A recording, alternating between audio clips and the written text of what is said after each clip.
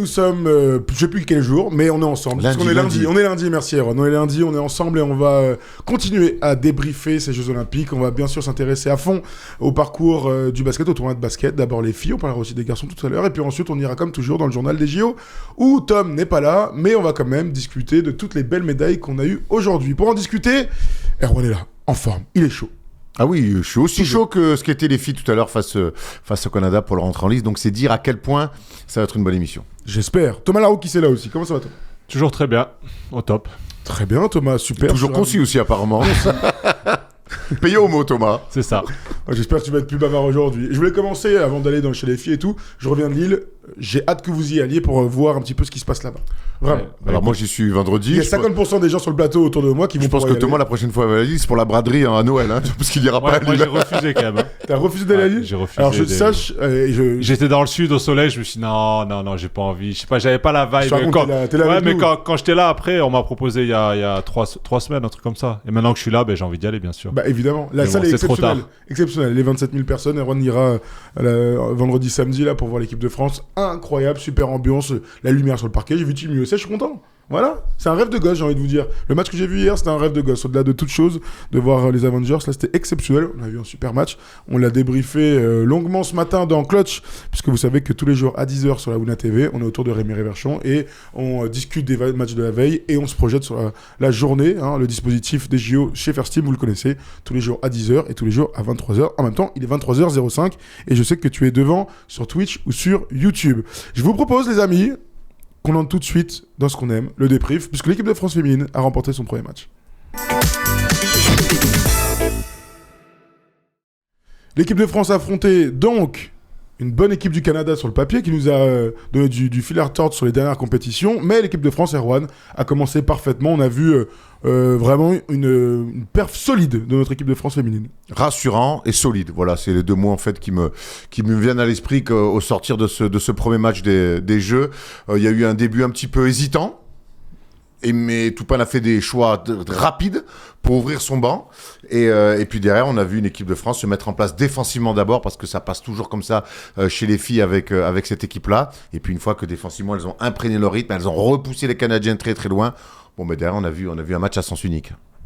Ouais, comme l'a dit Arwan, un match rassurant. Elles sont sur la lignée des matchs de préparation. Voilà, tout s'est bien passé aujourd'hui. Elles sont bien rentrées dans la compétition et c'est de bon augure pour la suite, clairement. Ce qui est fou, c'est que dans le début de match, là, c'est un peu compliqué, on est un peu bousculé, on marque pas de panier, il y a peut-être la pression du décorum. Quand on en parlait ce matin, il y avait aucun de vous deux, il y avait Polo et Rémi. Je disais, moi la plus grande crainte que j'ai, c'est ne pas se faire écraser par l'ambiance, par l'atmosphère. Les joueurs américains, les joueurs français, enfin tous les joueurs qui ont joué à Lille ont dit c'est ultra impressionnant de jouer devant 27 000 personnes. Les filles ont mis quelques minutes pour entrer dans leur match. Oui, mais les garçons ont eu un petit peu ça aussi. On l'a pas su tout de suite, mais après, quand on parle avec Nico un petit peu, on a eu aussi Stephen qui nous a confié que Vincent Collet avait été émotionnellement touché par la Marseillaise dans ce stade, ces 25 000 personnes. Donc, c'est pas rien quand même. On le rappelle, c'est le plus grand tournoi de basket au monde, les Jeux Olympiques. Donc, forcément, on imagine pour les autres, déjà, c'est quelque chose. Même Steph Curry a dit, c'est quand même quelque chose ce décorum. À qui il a dit Il a dit à Steph. Voilà, Steph l'a dit à Steph. Voilà, Steph l'a dit à Steph. Et deux grands shooters. Qui gagnera en contre c'est Steph Curry. Voilà.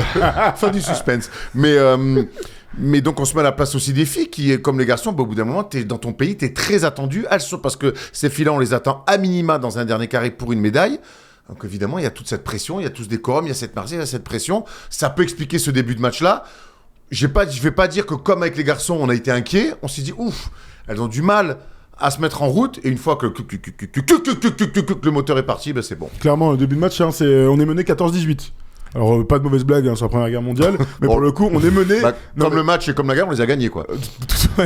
C'est clair. Il n'y avait pas de Canadiens dans l'histoire, par contre, à l'époque. Mais pour le coup, a priori. Ouais, il y a le début de match, donc du coup, on le disait, un peu bousculé, on trouve pas d'adresse. Il y a le premier passage et seul passage de Marine Fotoux dans ce tout début de match, ça a été dans le 5 qu'on n'a pas revu après. Et puis, il y a ce moment où, alors elles ont pas appuyé sur un bouton, je sais pas ce qui s'est passé. À la fois, les Canadiennes étaient complètement en travers, et de l'autre côté, l'équipe de France leur a roulé dessus. Ouais, mais elles paniquent pas en fait, même si elles sont menées à 14-18, elles restent sur leur plan de jeu. Tu le dis, il y a 2-3 changements qui leur font du bien, remettre de l'énergie, la pression à la main de Romain Berniès, qui fait extrêmement de bien, et après elles déroulent leur jeu petit à petit et tout se passe bien. Vraiment, je pense que les changements, il y a eu certes la défense, mais il y a eu des ajustements ou un changement, ou en tout cas, c'est vrai que le 5 de départ ne donne pas satisfaction. Il y a toujours il y a ce changement sur un poste majeur qui est le poste de meneur de jeu. Il envoie Roman Bernes, on connaît ses qualités. Elle est moins bonne attaquante que Marine. Certes, par contre, elle est bien meilleure défenseur. Et ça s'est vu, on a vu que Marine Fotouk, sur son court passage, on pourra en parler après, parce qu'on ne la revoit pas. Le premier panier, elle se fait prendre sur un écran qui n'est pas annoncé, en tout cas, on communique mal. Il y a N1, on sait que Jean-Aimé, toute la prépa était un petit peu sur ses côtes, sur la tenue des duels. On sait que c'est très important. Thomas l'a eu comme coach, Jean-Aimé Toupane. Je pense que la tenue des duels chez Jean-Aimé Toupane, c'est comme l'adresse chez les Lituaniens. C'est-à-dire que si t'en as pas, tu peux pas jouer. Et là, bref, et donc, il amène Roman Bernes, qui est direct. Mais après, pour ceux qui suivent le basket féminin, c'est ce qu'elle fait. Hein. C'est une athlète. Elle est alors, très déjà sur le banc, intense. elle met un jeu incroyable. Sur le terrain, pression tout terrain. Elle organise, elle fluidifie beaucoup de choses. Et là, pour le coup, il lui a donné la chance très tôt dans le match. Et c'est elle qui a mis l'équipe en place. Ouais. On a aimé l'entrée d'Alexa Chéri. On a aimé Marine Johannes qui était maladroite et qui, avec la mouvance de l'équipe, en fait, a commencé à mettre des paniers. Il y a ces petits lay-up fous qui lui ont fait du bien. Et puis, il y a surtout ce deuxième carton. On leur a mis à 22-0. Thomas, lui, on leur a mis un 22-0, le deuxième carton, on l'a gagné 23-2. Honnêtement, à haut niveau, ça ne doit pas exister, ce type de moment. Bon, à haut niveau, de toute façon, honnêtement, peu importe le niveau, quand tu mets 2 points dans un carton et que tu en encaisses 24 ou 23... 23-2. 23, le match, il est fini. Enfin, ça n'existe pas. On a vu les Serbes, hier, marquer 3 points dans le dernier carton, les filles, et gagner quand même sur la fin. Honnêtement, marquer 2 points dans un carton dans une compétition olympique, alors que le Canada, c'est pas non plus une équipe de branque. Clairement. Honnêtement, j'aime pas employer des mots, des fois de professionnels et tout, mais ça la fout mal de marquer 2 points dans un carton. Ça la fout mal, surtout, ça va donner une victoire assez large. L'équipe de France, même si le Canada va faire une meilleure deuxième mi-temps, en tout cas un meilleur troisième carton que ce deuxième carton terrible. Heureusement. Heureusement. Tu peux pas faire pire. Hein. Le 22-0, il est long. Hein. On se dit, pour elle surtout. Pour tout le Canada. Attends, elle ne marque pas. On est là, on regarde 1 minute, 2 minutes, 3 minutes. Elles sont toujours pas marquées. Un panier dans le carton, 4 minutes, 5 minutes, 6 minutes, 7 minutes. Elles marquent leur premier panier, leur seul panier d'ailleurs du carton. Il reste 1 minute 30 dans le carton. C'est incroyable. Je les ai trouvées très faibles, les Canadiennes, sur cette séquence-là, vraiment, parce que. Mais par contre, j'ai trouvé aussi que défensivement, il n'y a pas une seconde où on s'est relâché là-dessus. Elles ont été repoussées, elles perdent beaucoup de ballons quasiment après la médiane, elles sont très loin du cercle. Elles ont quelques tirs ouverts, certes, sur cette séquence où qu'elles ratent, mais elles ratent aussi parce qu'on a réussi à rentrer dans leur tête. Et ça, clairement, c'est complètement la philosophie que veut imprégner Jean-Aimé Toupane et son staff. C'est que défensivement, c'est asphyxier les adversaires et leur rentrer dans la tête. Et là, pour le coup, elles ont réussi. Et Stephen qui est dans le chat, Stephen Brun, bien sûr, pas encore Curie, qui nous dit que les 2 points encaissés et marqués, du coup, c'est un record sur un tournoi olympique. Personne n'a fait si mal ou si bien en défense. Moi qui connais bien Toupane, je l'ai eu 2 ans à Clermont-Ferrand et c'était quelqu'un qui est très à cheval sur la défense, sur les détails, sur les placements, sur les aides.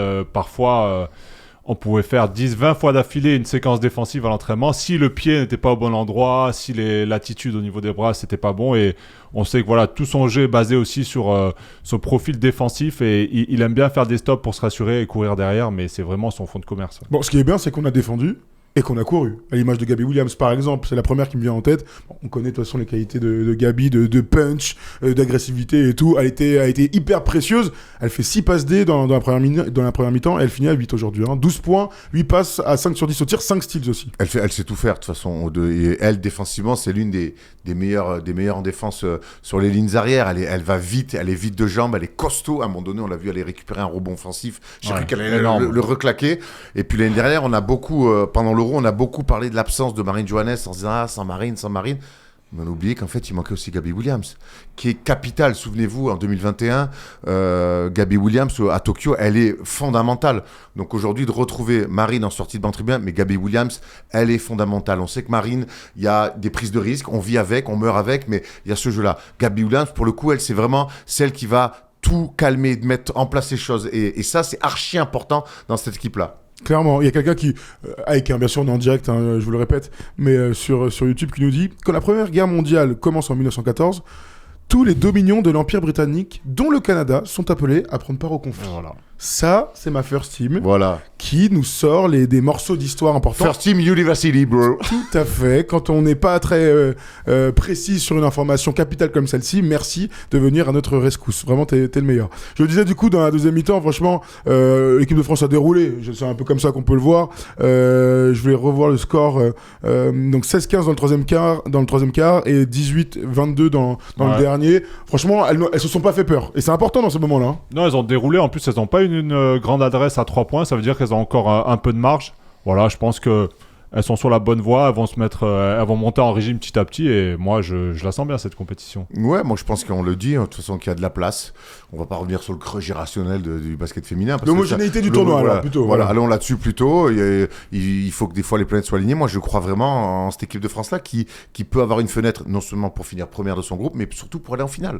Moi je crois que ces filles-là aujourd'hui ont une fenêtre pour aller en finale si elles déconnent pas. J'ai vu une équipe très équilibrée, avec notamment l'entrée de Berniès. J'ai vu aussi donc Gabi Williams dans les ailes. Je trouve qu'on est très athlétique, on court vite. Valériana Yahi et puis surtout à l'intérieur aussi qui fait un chantier terrible, c'est Mariam Badian qui fait vraiment un chantier, une prépa déjà on l'avait vu très très forte, mais que ça soit sur 2 post-up, au large, au rebond, défensivement. Donc on est très fort quand même sur l'axe 1, 3, 5, on a quand même tout ce qu'il faut. Donc moi là-dessus, vraiment c'est un bon début, mais moi j'ai envie de me projeter loin. Cette équipe-là qui est médaille de bronze à Tokyo. Aujourd'hui, clairement, c'est pas la même équipe, mais elle a une fenêtre pour aller en finale. Avant que je vous pose la question sur les individualités, on vous donnera nos tops et nos flops. Il y a la question Liana Rupert qu'on va ouvrir aussi. Aaron, je te pose la question. Est-ce que tu as été déçu par le Canada sur ce match ? Est-ce que vraiment, t'as senti une adversité qui aurait pu mettre l'équipe de France un peu en galère ? Le Canada, ils ont fini 4e du dernier championnat du monde pour qu'on ait un petit peu un ordre de contexte. Mais déçu, j'en entendais rien. Donc voilà, tu sais, je vais faire comme Doui. Je n'entendais rien, mais j'ai quand même été déçu. Honnêtement, il y a eu un petit match, voilà. Quoi. Franchement, elle rate des trucs, mon gars. Kali Alexander, qui est l'une des meilleures pivots du championnat de France, fait un tout petit match aussi. On a eu du mal à la trouver. Et quand ils l'ont trouvée, elle n'a pas su faire grand-chose du ballon. Kian Nurse, qui est une bête de joueuse. Franchement, elle fait un tout petit match. Alexander, elle a énormément morflé dans son 1 contre 1 face à Badian. Après, elles ont perdu tout leur match-up et ça c'est crédit à donner à la France. Je trouve quand même qu'elles ont pas été bonnes, mais elles ont surtout eu ce deuxième quart-temps où elles sont en dessous de tout. Bon oui, tant pis pour elles. Bon, clairement, tant pis pour elles. On ouvre les petits dossiers qu'on a repérés dans le match.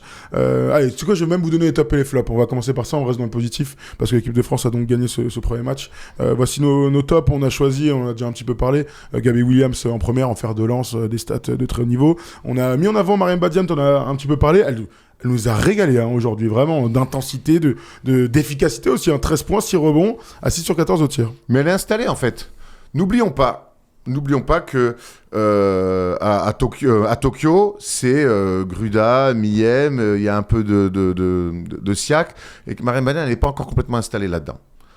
La Coupe du Monde, c'est elle qui est titulaire, il me semble. À l'Euro, c'est elle qui est titulaire l'année dernière. C'est sa 3e campagne en tant que titulaire. Aimé Toupane en fait son pivot titulaire. Depuis maintenant 3 campagnes, il lui fait confiance. Et ça commence à se sentir. On sait qu'en plus, elle était à Montpellier, joueuse dominante du championnat, qui cette année, en plus, en courte saison, boum, elle est partie du côté du Fener, avec qui elle va être championne d'Europe, et elle s'entraîne tous les jours avec ce qui se fait de mieux au monde.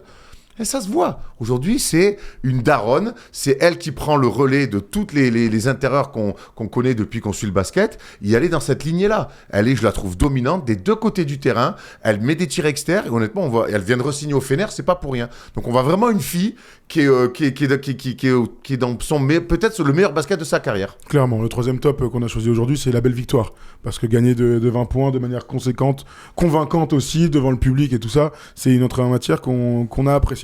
Quelques trucs qu'on a repérés dans le match, que vous avez tous vus, hein, bien sûr, parce que tout le monde en a parlé, c'est qu'Iliana Rupert n'a pas joué. Iliana Rupert est au fin fond de la rotation d'Aimé Toupane à l'intérieur. Bon, on l'a vu dans la prépa, elle joue très peu, elle n'a pas de responsabilité, etc. Est-ce qu'on a une explication de ce qui se passe en ce moment ? Pourquoi elle n'a pas joué aujourd'hui ? Il a fait un choix fort, j'ai l'impression, un peu comme Steve Kerr avec Jason Tatum. Voilà, quand on entre dans la compétition, il faut gagner le premier match. Ça s'est bien passé pour l'équipe. Alors après, en interne, est-ce qu'il se passe des choses ? Je sais pas trop, mais en tout cas, ces changements ont marché aujourd'hui. Donc, écoute, il y a pas grand-chose à dire. Il y a encore des matchs à venir. Peut-être qu'il va ouvrir son banc, peut-être pas. Mais en tout cas, aujourd'hui, il a resserré la rotation. Et c'est dur pour elle, en tout cas. Ça, c'est sûr, ça fait très mal. Mais on l'a vu, elle a été irréprochable sur le banc. Elle a encouragé ses coéquipières. Son heure va sûrement arriver sur les prochains matchs. Je suis pas convaincu que son heure arrive sur les prochains matchs. Sur le comportement en interne, moi je suis persuadé qu'il se passe rien parce que c'est pas le genre de la maison. Maintenant, moi depuis que Jean-Aimé Toupane a récupéré cette équipe, je vois le traitement, en tout cas comment il n'arrive pas à gérer ou à faire jouer en tout cas Iliana Rupert. On se souvient qu'elle sort d'une saison monstrueuse avec Bourges. Il y a 2 ans, il y a 2 ans où elle gagne tout, elle va en WNBA, elle arrive un petit peu hors de forme à la Coupe du Monde, il a fait quasiment pas jouer. Donc déjà, c'est un peu blessé aussi. Un peu blessé, mais il a fait pas jouer du tout, très peu. Bon, à l'Euro, il a fait peu jouer, elle prend un coup sur le nez, on se souvient qu'elle peut jouer la demi-finale face à aux Belges. J'ai dit non, on prend pas le risque, on ne fait pas jouer. En fait, il fait jouer à la 3e place, mais on sait qu'on perd contre les Belges et qu'il y avait peut-être une rotation intérieure quand on sait comment on a souffert face aux Belges. On arrive en prépa. Moi, ce que je vois ce soir, c'est que déjà, de manière très factuelle, Badian, premier pivot, Malonga, 2e pivot, Iliana, 3e pivot. Elle peut jouer poste 4, Valérien Ayayi, rotation poste 4, Alexia Chéri. Et on a même vu ce soir, on a même vu du small ball. Alexia Chéri et Ayayi associés sur le poste 4-5. Donc moi, je vois que elle est 3e pivot, il a fait pas jouer 4. Et donc, en fait, elle fait pas du tout partie des projets. Donc, ça, c'est le factuel. En plus du fait que, pour moi, il n'arrive pas à la faire jouer, il n'arrive pas à l'utiliser. On sait que défensivement, c'est pas... Il est là, le truc Erwan, disons-le. Mais d'accord, de là prendre 0 minutes. Non, mais c'est pas moi, il faut pas m'engueuler. Écoute, je te dis que le constat... accéléré. Ouais, Stephen, dis-nous, parce que Stephen nous dit, moi, j'ai les explications. Dis-nous dans le chat si tu veux, et je te le dirai avec plaisir. Mais on sait très bien c'est que c'est défensivement. Ben oui, il lui reproche de pas défendre. Disons-le clairement, les mecs. Aimé Toupane, il lui reproche de pas assez bien défendre pour son équipe. Voilà, donc il considère qu'elle n'est pas utile à son équipe. Mais pourquoi il apprend alors? Bonne question. Il n'a pas pris Sandrine, il a pris Iliana quand même. Mais voilà, elle est là l'explication. On est d'accord, pas d'accord, on peut en discuter autant qu'on veut. Moi, alors, elle est là sur l'aspect défensif et je peux le comprendre maintenant entre tu défends pas assez fort pour moi. Avec tu prends 0 minutes, on parle quand même d'Iliana Rupert, on parle pas d'une gamine qui déboule, qui a 17 ans, qui a un peu des qualités, mais qui doit encore se faire. On parle quand même d'une fille qui a été championne de France, qui a été MVP de la Ligue, qui a girobroyé le championnat de France, qui joue l'Euroleague depuis maintenant 3 ou 4 ans. Donc je peux comprendre les rotations, il faut faire des choix. Son choix, clairement, dans les rotations, c'est pas la première ni la deuxième. De là à donner 0 minutes, c'est compliqué. Maintenant, je reste aussi persuadé que il n'arrive pas à la mettre dans un système. En tout cas, on connaît qu'Aimé Toupane, c'est pas Ettore Messina non plus. Clairement. Je parle d'Ettore Messina de la belle époque, hein. Mais c'est pas non plus un mec à 60 000 c'est pas un mec à 60 000 formes de jeu et façon. Le jeu est très simple d'ailleurs, là on le voit. C'est très direct. C'est un jeu simpliste, très direct. Faut défendre. C'est un coaching à l'ancienne. Voilà, faut défendre très fort sur des fondamentaux ultra maîtrisés qui commencent par la défense, bagarre, rebond, step out, défendre fort le combat, ce que fait parfaitement Mariam Badiam, ce que fait Malonga, même si elle est jeune, mais pas avec des atouts athlétiques hors normes, Iliana vient se mettre en 3e, je respire. Et ça, c'est la logique sportive. Après, je trouve ça très dur, c'est le début de la compète, le message envoyé, il est dur pour elle. Mais tu gagnes. Surtout dans une victoire de 20 points. Alors, vous le savez, hein, tout compte. Il faut marquer le plus de points, il faut en encaisser le moins, parce qu'à la fin, quand il y aura l'histoire des chapeaux, il faut être dans la meilleure disposition possible. Mais à l'image de Jason Tatum hier, il y a un écart. C'est pas parce qu'elle est sur le terrain que l'écart va se réduire. J'aurais bien aimé la voir rentrer quand même aujourd'hui, c'est évident. Surtout qu'une compète, c'est long. Tu sais pas ce qui peut se passer, tu sais pas de qui tu peux avoir besoin. Alors oui, c'est des pros, faut toujours être prêt. Mais tu sais très bien, une blessure, et on touche du bois, on le souhaite pas, mais un match-up où t'as du mal, tu dois chercher des choses, tu te retournes sur le banc, elle a pas joué depuis 3 matchs, tu dis, vas-y, rentre. Bon alors oui, c'est son métier, elle doit être prête, mais ça marche pas toujours comme ça. Il y a beaucoup de gens qui comparent Iliana avec Alexia, tu vois, en disant que Iliana est meilleure que Alexia, etc. On peut discuter de l'aspect défensif de beaucoup de choses. Iliana est une scoreuse. C'est sa qualité première. Alexia est une shooteuse, bonne passeuse, qui écarte le jeu. Donc qui permet à Gabi, par exemple, d'avoir des espaces pour driver. Donc, pour moi, c'est une histoire de structure d'équipe et de vision du staff qui ne convient pas du tout à Iliana. Ok, il y a Romain qui nous dit Marine et Iliana n'ont que 22 ans, elles vont avoir le temps de prendre les rênes de l'EDF, mais c'est vrai que vu leur talent, c'est intriguant leur temps de jeu, autant prendre Sandrine Gruda pour l'expérience et le côté porte-parole de l'EDF. C'est les jeux à Paris, c'est leur rêve, moi l'attente, je suis pas sûr qu'elle veut. Non, mais les rênes dans le sens les rênes du jeu, pas les rênes dans... J'ai compris ça, moi. Oui, d'accord. Non, mais elles sont dans l'équipe, les reines du jeu, de l'équipe, etc. Là, aujourd'hui, Marine est titulaire. Elle a peu joué aujourd'hui. Je sais pas si elle est blessée, s'il y a un truc. Pour moi, on peut aller dans les explications sur la défense d'Iliana. On peut aller sur les mêmes raisons pour moi avec Marine Fotoux. Ok. Parce que les 3 premières, les 3-4 minutes qu'elle joue aujourd'hui, le premier panier, c'est un one, elle fait faute, elle prend un peu des valises sur des 1 contre 1. Toute la prépa, on a eu la chance de les commenter. Il était quand même sur ses côtes à des temps morts, quasiment entièrement, à lui dire tiens les duels, qu'est-ce que tu comprends pas, tiens les duels. Donc on sait que Marine c'est une talentueuse, mais c'est pas une fille qui est très forte sur les 1 contre 1 défensivement. Là, je trouve qu'il la sort, il la remet pas. C'est un choix très fort. Peut-être qu'il veut faire passer un message à des filles jeunes encore qui ont besoin peut-être qu'on les pique. Parce que c'est un match peut-être large. Peut-être qu'il s'est permis ça. Peut-être qu'il a déjà fait un choix définitif. On peut pas savoir à ce moment-là. En tout cas, ce qui est sûr, c'est que oui, nous, devant notre télé, on s'interroge.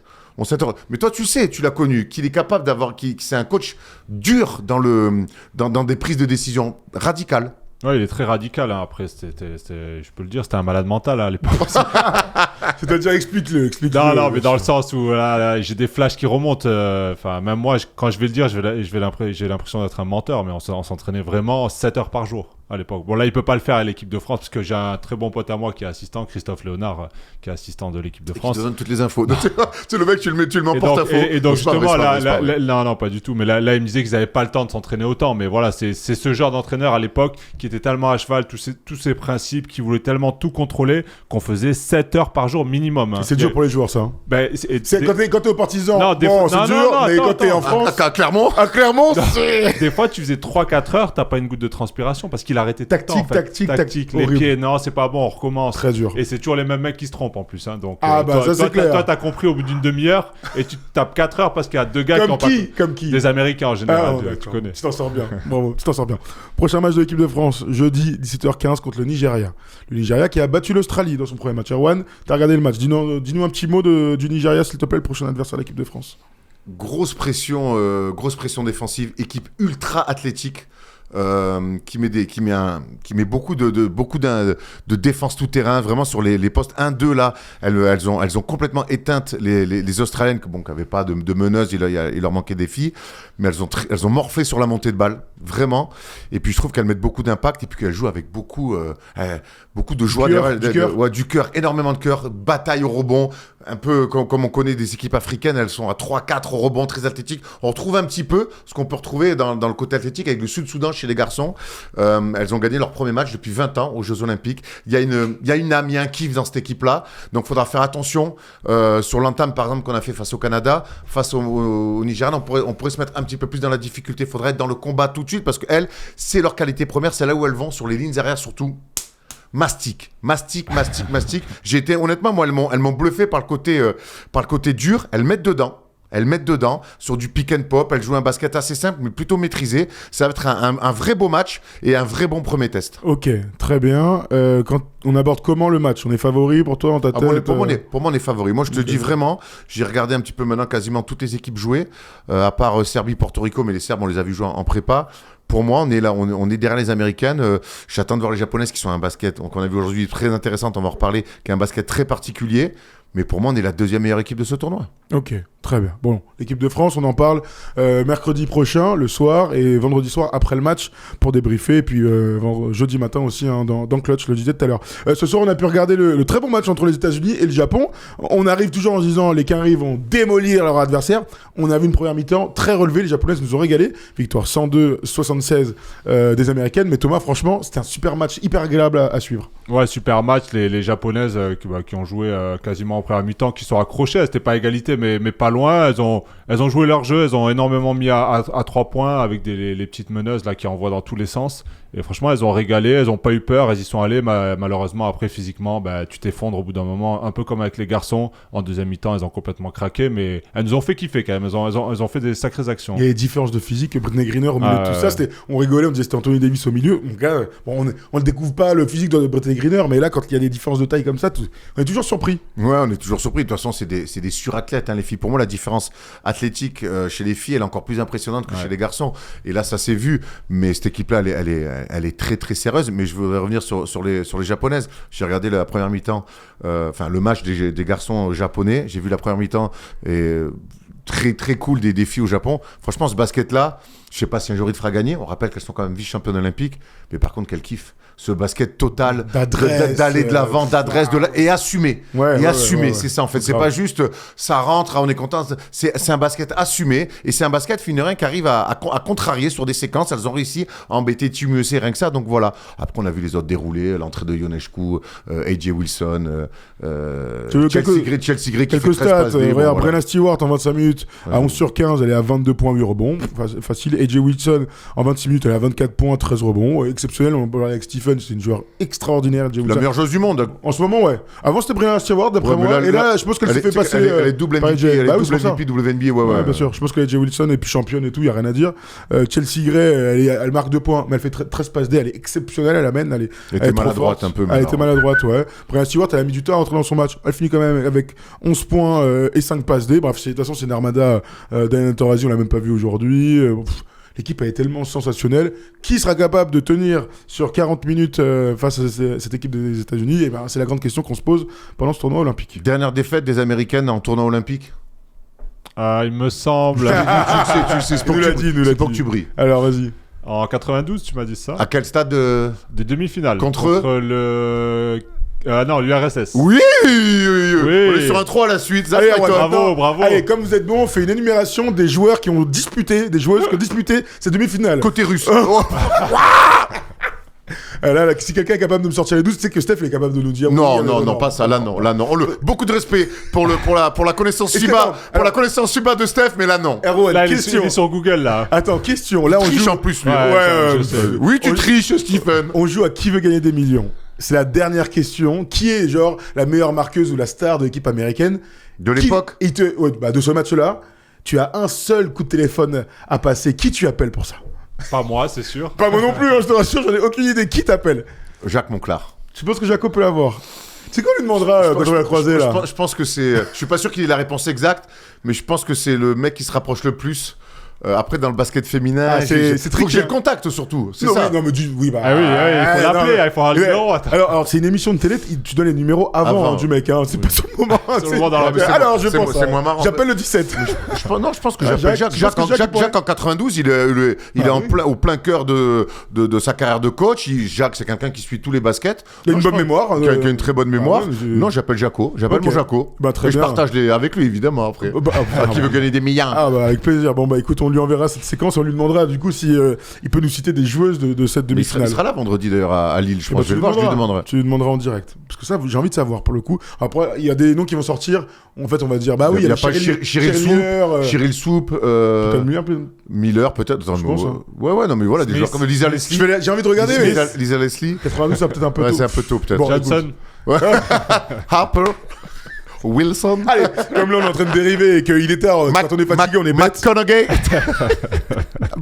Thompson. Bon, voilà pour le chapitre féminin. Sony, mec, a rien compris. On reviendra jeudi pour reparler des filles, bien sûr, puisque c'est la suite du tournoi. Nous, on se projette maintenant sur les garçons, parce que demain, il y a un super France-Japon. On continue. Allez, c'est parti.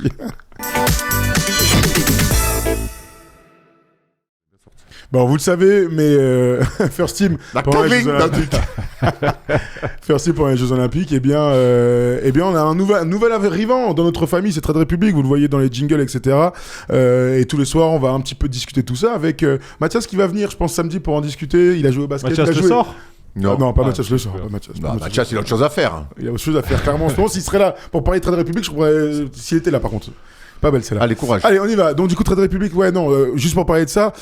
Donc c'est une banque, hein. C'est une banque, une institution européenne, allemande, du coup, avec la rigueur qu'on connaît. Et donc d'où le fait qu'on bosse avec eux parce qu'on a confiance. C'est pas une plateforme de trading. Aujourd'hui, on sait qu'il y a beaucoup de dérives et beaucoup de choses qu'on n'a pas trop envie de suivre et surtout avec lesquelles on n'a pas trop envie de s'associer. On s'associe à eux parce qu'on a confiance et que toute l'idée de ne pas avoir de retraite pour notre génération pourrait petit à petit peut-être peut-être nous permet de nous diriger vers ce type de solution-là et qui, au fur et à mesure de nos vies, petit, pendant que Thomas rigole à côté de moi, eh bien, pourront nous permettre à un moment donné, via des placements, via du safe back, on aura le temps d'en discuter, via cette carte bleue, même plutôt belle gosse, je dis bleue, mais en fait une très belle carte, genre miroir, qu'on pourrait utiliser au quotidien grâce à la plateforme. Qu'est-ce qu'il y a? On pourrait l'utiliser. Il faut l'utiliser. Eh bien, on pourra ensuite réutiliser cet argent pour faire des placements, etc. sur les bourses. Donc, il y a beaucoup de choses sur lesquelles on pourra revenir. On va prendre le temps d'en discuter pendant tous les JO. En tout cas, nous, on l'utilise et on est ravis d'être avec Trade République. Autant bosser avec des gens qu'on aime bien. Oui, et puis, Thomas, pas de retraite? Pas de retraite. Pas de retraite. Pas de retraite, pas de retraite. Tout à fait. Trade République, du coup, allez regarder sur les liens, etc. Vous intéresser à cette plateforme et on aura le temps d'en discuter un petit peu plus tard dans la semaine. Donc, passons aux garçons maintenant, puisque demain à 17h15, toujours au stade Pierre-Mauroy de Lille, il y aura le deuxième match de l'équipe masculine, le fameux France-Japon. France-Japon. On a gagné le premier match face au Brésil. Le Japon a perdu son premier match d'assez loin, avec un bel écart face à l'Allemagne. Thomas Larouki, je te pose la question. Qu'est-ce que tu attends de ce deuxième match de poule de l'équipe masculine? Encore une fois, d'être rassuré. Non, j'attends surtout qu'ils entament bien leur rencontre. Pas comme contre les Brésiliens. Voilà, j'ai envie qu'ils rentrent dans le match tout de suite, au combat, qu'ils mettent de l'énergie, de l'envie, parce que j'ai l'impression qu'ils attendent toujours un peu de tâter le terrain. Après, je sais pas, je me pose plein de questions sur les rotations, qui va starter, qui va jouer, qui va pas jouer. C'est vraiment le flou sur ce match. Honnêtement, avec ce que j'ai vu contre le Brésil, je sais pas qui va mettre à la main. Je me dis peut-être qu'il va lancer Tilikina. Est-ce qu'il va retenter Strazel? Fournier a joué 13 minutes. Qu'est-ce qu'il fait? Est-ce qu'il le remet dans le 5? Enfin, j'ai plein de questions comme ça qui me traversent la tête, donc j'ai hâte de voir ça. Ok, est-ce que tu poses des questions, mon Tom, là, et toi? Moi aussi, je me pose des questions parce qu'après le débrief face au Brésil, Steph, parce qu'on vous raconte tout, Steph me dit en rentrant, vous avez été dur, il y a eu beaucoup de négativité, je trouve, dans votre débrief de match. Et je me suis dit, mince. Putain, c'est pas ce qu'on veut, c'est pas trop ce qu'on veut faire non plus, mais je me suis interrogé, après, les choses qu'on dit sur l'équipe de France, c'est des choses qui sortent naturellement, c'est l'image qu'on a, et je me dis que ce match face au Brésil, oui, c'est une victoire, mais en fait, c'est pas un match plein, c'est pas un match qui nous a encore convaincus, et c'est la réalité. Certains joueurs sont, d'ailleurs, avec ceux avec qui on parle, sont plutôt d'accord avec ça. Donc moi, ce que je vais attendre face au Japon, c'est avoir déjà sentir un côté un peu plus maîtrisé de la part de Vincent Collet, avec qui on start, où sont nos forces, où on met la balle. Voilà, ne pas se faire emmener trop par ce rythme-là des Japonais qui est parfois compliqué à gérer parce que ça va à 200 à l'heure. J'aimerais sentir un peu plus maintenant qu'on s'est libéré de la pression de la salle, de notre première victoire, j'aimerais qu'on soit un petit peu plus dans le contrôle. Après, on a mis le doigt sur des choses. Victor Rudy associé. Qu'est-ce qu'on fait? On crée un nouveau spacing, on essaie de mieux aller chercher Rudy, de mieux l'utiliser. Est-ce qu'on associe moins les deux ensemble? Voilà, il y a plein de choses que je veux voir. Est-ce que Nico continue à être dans le 5? Est-ce que Nico va continuer à être agressif comme ça? Parce que ça nous fait énormément de bien. Voilà, qui on start à la main, qui on met en deuxième rotation? Parce que face au Brésil, on a l'impression que c'est le jeu, c'est le scénario du match qui nous a guidés sur qui doit jouer à la main. J'aimerais bien qu'on ait un plan, un projet un peu plus défini que ce qu'on a pu avoir contre le Brésil. Ok, moi ce que je souhaite, c'est la continuité. La continuité pour plusieurs trucs, et après on ouvrira un peu le chapitre du jeu, mais je crois que cette victoire, plutôt ces trois quarts-temps, les trois quarts-temps face au Brésil, où l'équipe de France mène de plus de 25 points sur ces trois quarts-temps-là, eh bien j'ai senti un semblant de choses, un semblant d'équilibre, un semblant de direction. Et une direction, ça se maintient sur le moyen terme, au moins. Donc au moins jusqu'au match contre l'Allemagne où l'adversité va monter crescendo. Moi, j'ai envie de voir des joueurs qui continuent à kiffer. Parce que le grand enseignement, d'après moi, de ce match face au Brésil, c'est que on a retrouvé des mecs qui étaient contents de jouer au basket, j'ai vu des sourires et tout. Souvenez-vous des 2 semaines de prépa, la gueule que faisaient les mecs. Quand je dis les mecs... Parce qu'ils perdaient, gros. Mais bien sûr parce qu'ils perdaient. Parce que là, mais bien sûr parce qu'ils perdaient, mais ils perdaient de manière en plus hyper frustrante. Mais là, j'ai vu des sourires. J'ai vu des gars qui étaient là, j'ai vu même Vincent Collet un petit peu plus un petit peu plus comme ça. Le coaching staff, il était comme as, tout le monde se serre le truc. J'ai envie d'avoir de la continuité aussi dans l'humeur et dans ce que découpe, de ce que dégage ce groupe. Parce que jusque-là, il a rien dégagé le groupe, alors qu'on a beaucoup parlé des premiers jours où ça se tape à l'entraînement, j'avais jamais vu ça depuis... Ouais, mais on le ressentait pas en match. Donc j'ai besoin de ressentir toutes les bonnes choses qu'on a dites sur l'entraînement de l'équipe de France en match, donc de la défense. Tu as raison, le rythme. Ils vont avoir des moments un peu de grâce. Bien sûr, on a vu dans leur premier match, ils sont des moments de. Oh, ils sont là. Les Japonais. Oui, bien sûr. Il y a des moments de tir, des trucs, des fous. Ça fait partie du jeu. Ça peut pas durer longtemps. Voilà, on peut pas avoir les gros temps faibles. De toute façon, les Japonais. Ils vont faire des choses. Ils vont faire des choses. Bien sûr. Voilà. Mais c'est justement comment on va répondre, comment on va gérer ces temps faibles-là. Combien de temps ils vont durer ces temps faibles. C'est ça aussi qui va être intéressant. Je crois que mine de rien, c'est l'avant-dernier match. C'est le dernier match aussi avant l'Allemagne. Faut qu'on ait ça en tête aussi. Certes, faut gagner, mais il faut aussi qu'on se prépare face à l'Allemagne. Alors l'opposition, ça sera pas du tout la même, mais je pense que sur le côté psychologique, sur le côté, on a un plan de jeu qu'on veut mettre en place. C'est important aussi d'arriver avec l'Allemagne en disant, ok, le premier, on l'a gagné, on s'est enlevé pas mal de pression. Le deuxième, on a été un rouleau compresseur. Ça y est, maintenant, on sait où on va, avec qui, comment, pourquoi et comment on veut jouer. Et comme ça, on arrive face aux Allemands avec un peu plus de sérénité. Pourquoi tu rigoles? T'avais un commentaire? Ouais, parce qu'il y a Emen, là, je vais... En fait, je sais pas avec qui on bosse. Parce qu'hier, du coup, on est parti à Lille pour regarder les matchs, machin, donc le gars, il est en stage, quand même. Il va voir États-Unis, Serbie, trop bien et tout, et on parle dans la voiture. Et donc, le truc du sourire, il a une super intuition. Donc, du coup, j'en parle aujourd'hui, et le gars, il me dit, il vient de dire dans les commentaires, tu me voles mes statements, chef, lance un duplex. Non mais bon, tu vois, ils sont chauds, c'est ça, les jeunes d'aujourd'hui sont ambitieux, gros. Ouais, il y a France Travail alors, mon frère. Bref. On va voir l'ambition où elle est là. Ouais, bref. Alors, quelques questions du coup sur la tactile, parce que Steph vient de dire un truc très intéressant. Il a dit que, en fait, on n'a pas de 5 majeurs établis et ça change tout le temps. Il y a eu des 5 majeurs qui ont changé pendant la prépa. On arrive avec un nouveau 5 majeur. Thomas Larocchi, je te pose la question. Quel 5 majeurs, toi, t'as envie de voir demain? Vu le petit meneur qui est en face, je partirais peut-être avec Andrew pour lui tenir tête d'entrée, pour éviter qu'il prenne feu. Après, sur les ailes, pareil, peut-être avec Gershon en poste 4 sur Rui Hachimura et Victor, bien sûr, faire sortir Rudy du banc. Voilà, tenter un peu des changements. Je garderai Evan dans le 5, mais je partirai sur ça. Donc Evan, Nico, Nico et Andrew, pardon. Ouais. Et donc Gershon et Victor, plutôt pour t'adapter à l'adversaire. C'est comme ça que tu vas les choses. En fait, tu peux t'adapter à l'adversaire en envoyant Gershon sur Rui Hachimura, mais tu peux aussi, ce que eux veulent te faire payer par de la vitesse, et ce que eux peuvent te faire payer par de la vitesse et leur plus petite taille, tu peux aussi les massacrer en jouant grand.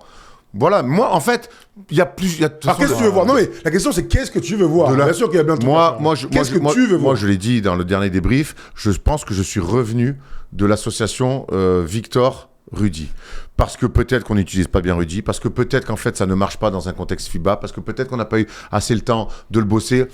Peu importe. Pour moi, c'est pas assez efficace. Et aujourd'hui, on est dans l'urgence, on est en plein tournoi olympique, donc les essais, les tests, il n'y a plus trop de place pour ça. Revenir sur quelque chose de plus classique, remettre Victor sur un poste 5, parce que c'est là, et on l'a vu encore contre le Brésil, où il est le plus efficace. Remettre Gershon titulaire sur un poste 4, c'est ce qu'il fait depuis maintenant les Jeux Olympiques en 2021 à Tokyo. Et c'est un rôle qui maintient la perfection. Et je me mets à la place de l'adversaire, tu sors Victor, tu fais rentrer Rudy, tu gardes toujours avec un niveau défensif très haut avec un très très grand. Donc ça, moi j'aime cette idée-là de maintenir ça.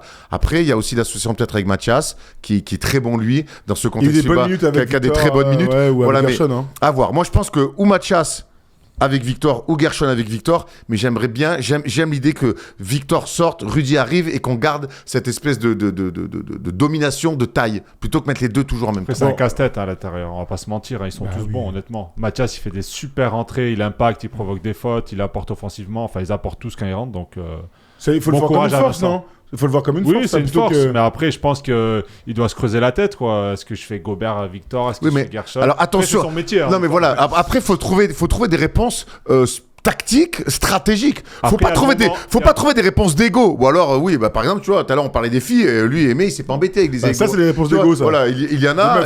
Non, justement, c'est des réponses tactiques. Écoute, ça marche comme ça. Il y en a, tu joues pas à 0 minutes. Bon, tant pis pour ton ego. Et fais avec.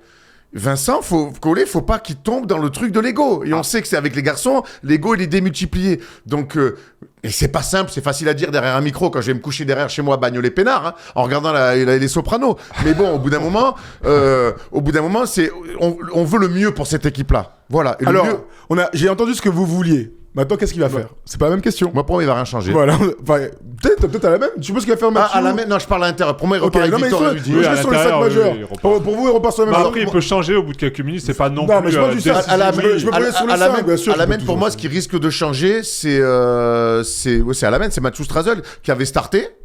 Où ça a été un petit peu le bordel au début, c'était pas que c'est loin d'être que sa Ah faute, non, mais en c'est tout pas cas sa il l'a faute. sorti, derrière ça s'est bien passé.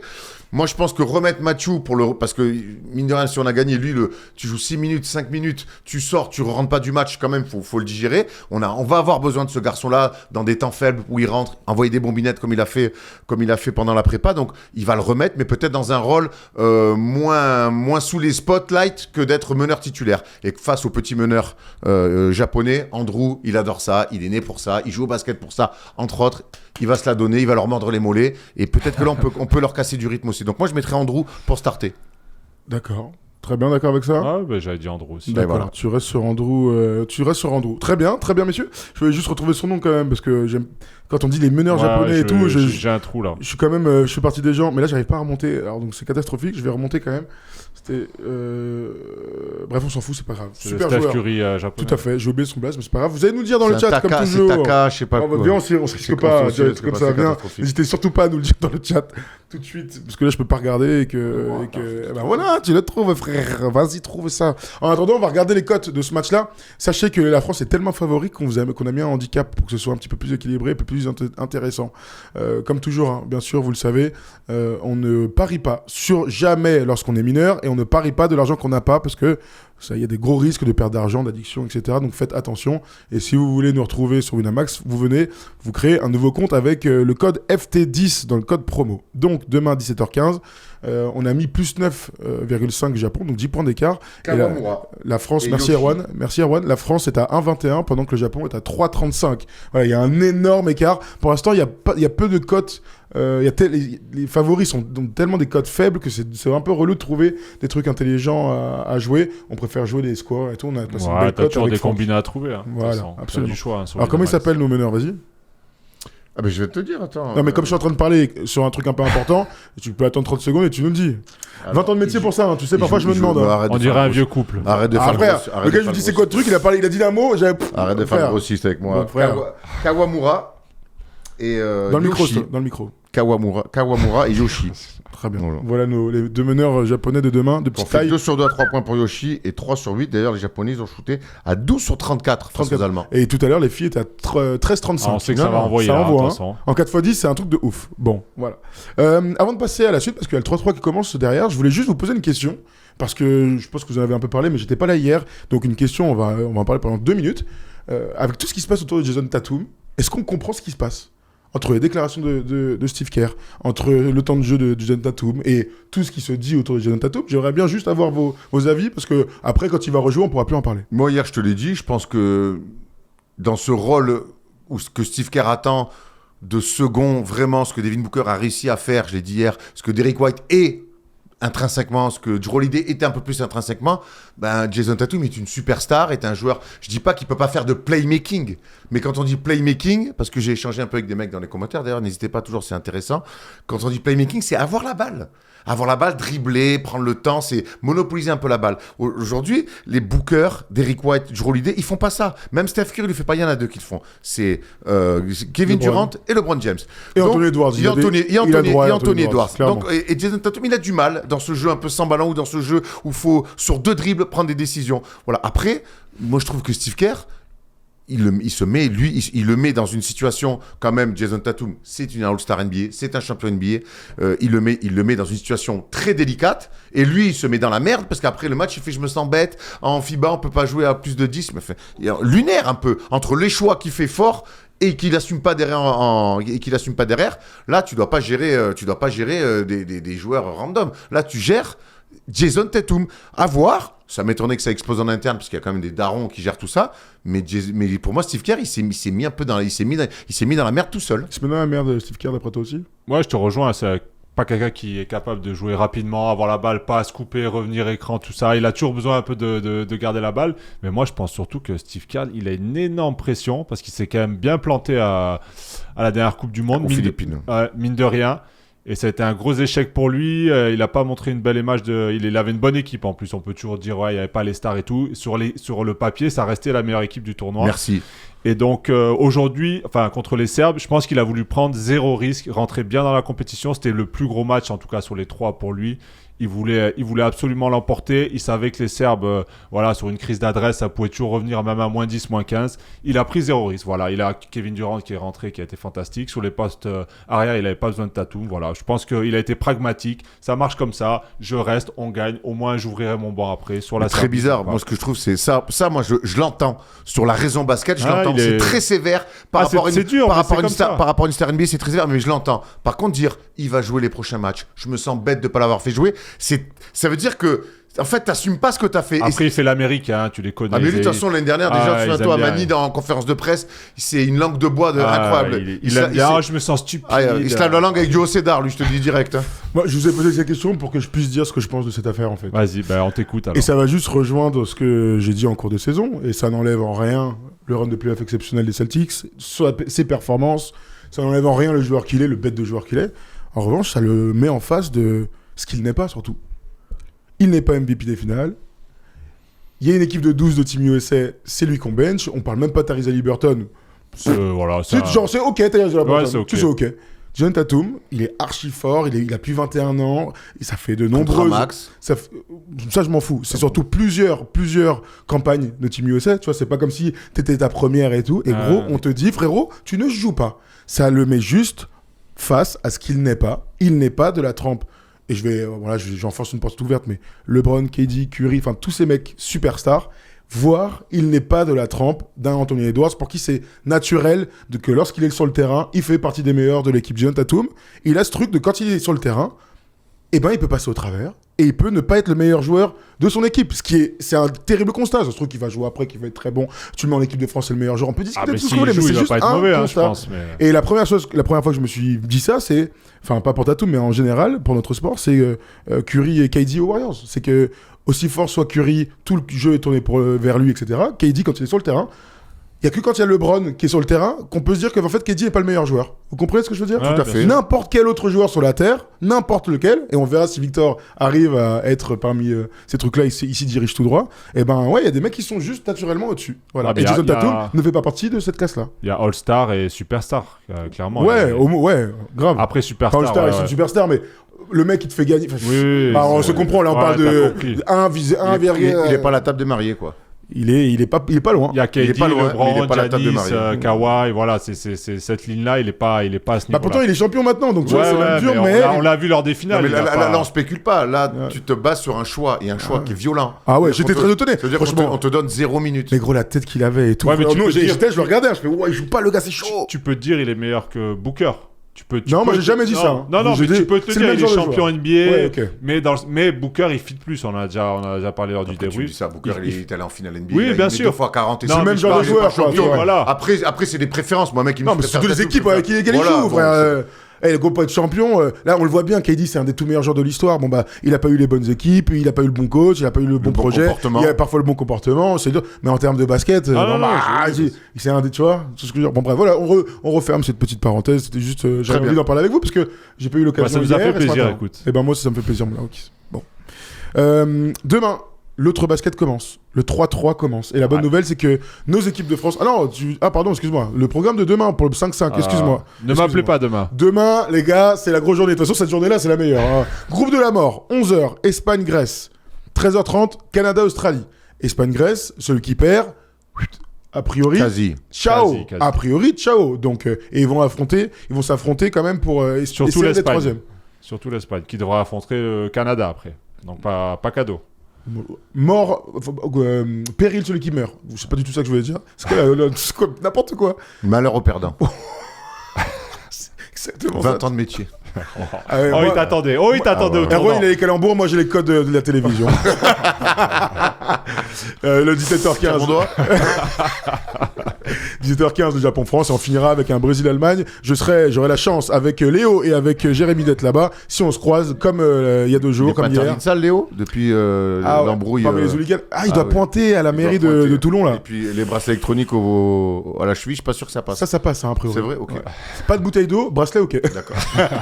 Dans l'enceinte de la truc. Bref. Voilà pour le 5-5. Bon, la dernière petite info, et je le disais tout à l'heure, c'est que le 3-3 commence demain. Ce qui est bien, c'est que nos équipes de France, filles et garçons, vont jouer pratiquement tous les jours. Donc demain, ça commence avec les filles à 21h30. C'est France-Chine. Donc ça commence gros match, tard. Ah, ça commence. Il y a un nombre de matchs de poules. Il y en a genre 6 ou 7. Donc bon, bref, on gagne, on perd, on verra. Et les garçons, eux, commencent donc demain à 22h. C'est contre la Pologne. Donc on est à fond, bien sûr, avec tous les énorme émission demain.